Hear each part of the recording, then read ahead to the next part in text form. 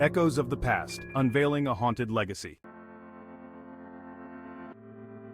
A fresh start. The Harper family was ecstatic. Their great-aunt Millie passed away, leaving them her sprawling Victorian mansion. It was a dream come true, a chance for a fresh start in a grand old house. John, the father, pictured family dinners in the formal dining room. Mary, the mother, imagined transforming the overgrown garden. 12-year-old twins, Billy and Sarah, saw countless adventures hidden within the house's dusty corners. The day they moved in was filled with the joyful chaos of unpacking and exploring. Sunlight streamed through stained glass windows, painting the rooms in vibrant hues. The house smelled old, a mixture of dust and forgotten things, but not unpleasant. It felt like the start of something wonderful. Whispers in the dark. As days turned into weeks, the initial euphoria began to fade. Strange things started happening. It began subtly. Footsteps echoed in the hallway at night, though everyone was asleep. I could have sworn I heard my name whispered from the shadows, but when I turned, there was no one there. Billy, exploring the attic, felt a cold presence behind him. He spun around, heart pounding, but found only musty trunks and cobwebs. I felt something, but there was nothing there. John and Mary dismissed their children's concerns as overactive imaginations. They told them old houses creaked and groaned, settling into their bones. Yet even they couldn't shake off the feeling that something wasn't quite right. Oh my gosh, how did that happen? Narrator. Shifting shadows. The strange occurrences escalated. Objects moved on their own. A vase, perched precariously on a shelf, crashed to the floor moments after Mary had walked past. John's tools disappeared from the workbench, only to reappear in the most unlikely places. The whispers grew louder, more insistent, sending shivers down their spines. One evening, while John was reading in the study, the room suddenly grew icy cold. I felt a presence behind me, so strong it made the hairs on my neck stand on end. He turned slowly, his breath catching in his throat. Standing in the doorway was a shadowy figure, its eyes glowing with an eerie light. Then, as quickly as it appeared, it vanished. The family gathered in the living room, a sense of unease settling over them. They could no longer deny the strange events plaguing their new home. The house is haunted, I swear it. Yeah, there's something really wrong here. Billy and Sarah insisted the house was haunted, their claims now laced with genuine fear. I think you might be right. John, shaken by his own experience, started to believe them. Determined to uncover the truth, they decided to investigate the attic. It was the one room they hadn't fully explored, its darkness seeming to pulsate with an unknown energy. Armed with flashlights, they cautiously climbed the creaking stairs, their hearts pounding in unison. The attic was a labyrinth of forgotten treasures and shrouded memories. As they delved deeper into the attic, they stumbled upon a locked wooden chest tucked away in a shadowy corner. Curiosity and apprehension warred within them. I'll get the crowbar from the basement. John retrieved a rusty crowbar from the basement and pried open the chest. Inside, beneath layers of yellowed lace and decaying velvet, they found a leather-bound diary and a blood-stained handkerchief. The diary belonged to a woman named Amelia, who had lived in the house over a century ago. Her words, penned in elegant script, revealed a tale of love, betrayal, and ultimately, tragedy. Amelia's husband, driven by jealousy, had murdered her in a fit of rage within the very walls of the house. As John read aloud from the diary, a cold breeze swept through the attic, extinguishing their flashlight. The sudden darkness enveloped them, heightening their sense of unease. The darkness felt oppressive, suffocating, as if the very walls were closing in on them, trapping them in a time long past. Sarah whimpered, clutching her mother's hand tightly, her small frame trembling with fear. They were no longer alone in the attic. The shadows seemed to move, whispering secrets of the past. The air grew heavy with the weight of the past, the echoes of Amelia's terror palpable. S4. The very atmosphere seemed to thrum with her fear and desperation. "Mom, I'm scared!" Sarah's voice was barely a whisper, but it cut through the silence like a knife. Her last entry, it's filled with despair. John's voice cracked, the weight of Amelia's words pressing down on him. John's voice trembled as he read Amelia's final entry, her words filled with despair and a mother's love for her child.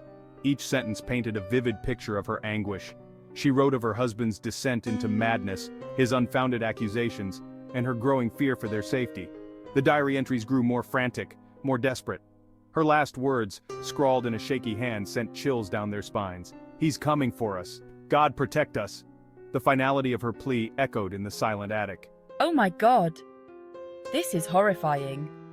The realization of the true horror of Amelia's life dawned on them. The weight of history bore down on them, and they realized they were entangled in a story far darker than they had ever imagined. The past had reached out, ensnaring them in its ghostly grip. The family left the attic, the diary and the blood-stained handkerchief clutched tightly in my hands. The house felt different now, colder, as if Amelia's despair had seeped into its very foundation. We couldn't ignore the truth any longer, the tragic story that unfolded within the pages of the diary. They decided to seek answers, to delve deeper into the history of the house and the people who had lived and died within its walls. We visited the local library, poring over old newspapers and historical records, piecing together the fragmented remnants of Amelia's life and tragic death. Desperate for answers and a way to find peace, the Harpers decided to contact a paranormal investigator. They had been living in fear for months, unable to explain the strange occurrences in their home. They had seen his show, Ghost Adventures, and felt drawn to his knowledge and experience with the other side.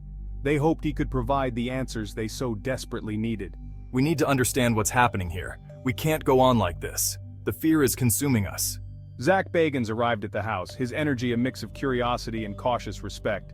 He had seen many haunted places, but each one was unique. The family gathered in the living room, the air thick with anticipation and unease. They had never been part of something like this before. Zak, with his calm demeanor and steady hands, set up his equipment. He explained each piece to the family, hoping to ease their nerves. Cameras were strategically placed to capture any activity. Every corner of the room was covered. EMF readers crackled, picking up on the unseen energy swirling around them. The séance began and the room seemed to hold its breath. Please, help us, we just want peace. We can't live like this anymore. Is someone really going to talk to us? Can we truly reach the other side?